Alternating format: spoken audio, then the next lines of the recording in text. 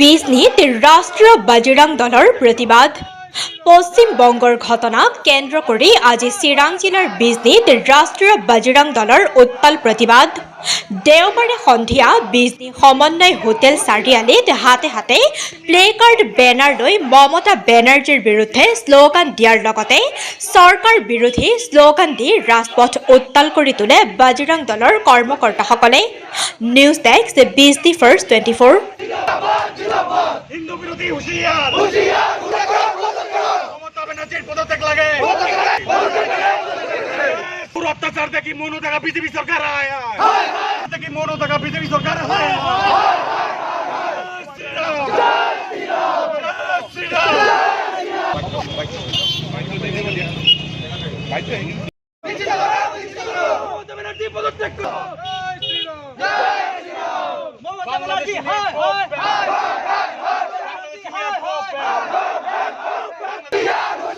হিন্দু বিরোধী হুঁশিয়ার বাংলাদেশি মিয়া go back, Bangladeshi জাতি গো ব্যাক, বাংলাদেশি মিয়া গো ব্যাক, হিন্দু বিরোধী হুঁশিয়ার রাষ্ট্রীয় বজরং দল জিন্দাবাদ,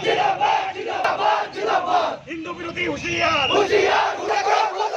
মমতা ব্যানার্জির পদত্যাগ লাগে। পুরো অত্যাচার দেখি মনো টাকা বিজেপি সরকার দেখি মনো টাকা বিজেপি সরকার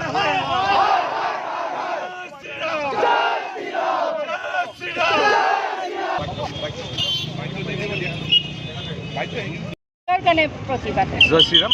আজি সমগ্র ভারতবর্ষতে জিলা আর প্রখণ্ড পর্যায়ত আমি পশ্চিমবঙ্গর যেটো হিন্দু নিধন যজ্ঞ এই যজ্ঞর বিরুদ্ধে আমি প্রতিবাদী কার্যসূচী হাতত লওঁ। বিভিন্ন জিলাতে মানে মেমোরেন্ডাম রাষ্ট্রপতিলৈ আর প্রধানমন্ত্রীলৈ প্রেরণ করা হয়। আর লগতে আমি বিজনীতে আজি চিৰাং জিলাতে আমি প্ৰতিবাদী কাৰ্যসূচী হাতত লৈছোঁ। আমি এই প্ৰতিবাদী কাৰ্যসূচীৰ জড়িয়তে আমাৰ হাৰু পিন্ধা বিজেপি সরকার হিন্দু কৈ হিন্দুর ভোট লৈ সরকার হওয়া যে বিজেপি সরকারে হিন্দু নিরাপত্তা দিবলৈ মানে একদম অক্ষম হৈছে বুলি আমি ভাবোঁ।